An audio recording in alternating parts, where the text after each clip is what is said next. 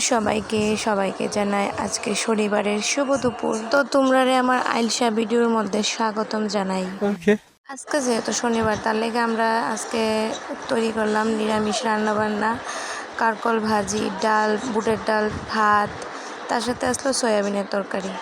এবার সয়াবিনের তরকারিটা রান্না করে ভিডিও করতাম ভুলে গেছি, যার কারণে আমি চিন্তা ভাবনা করলাম যে আবার যে রান্না করা ভিডিওটা করুন, ভিডিও এডিট করতাম, শুইলাম।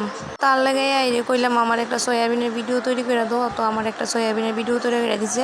আমি যেমনে কইছি আমার এইভাবে ঠিক তৈরি করে দিছে।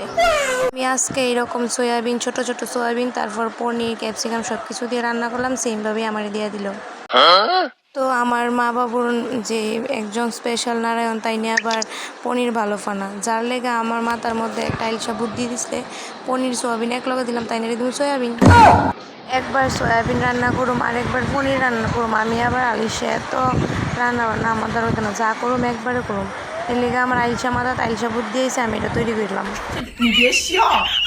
আবার আমার আইলসামি দিকে ভাইব না যে আমার মা, কাকিমুনি, জেঠিমুনি, মাসি পিসি, তারা আইলসা, তারা আবার যেই কর্মিক 100-তে 100 ফিরফিরি করতে করতে আবার দিয়ে বৃষ্টি হয়ে পড়ছে জায়গা।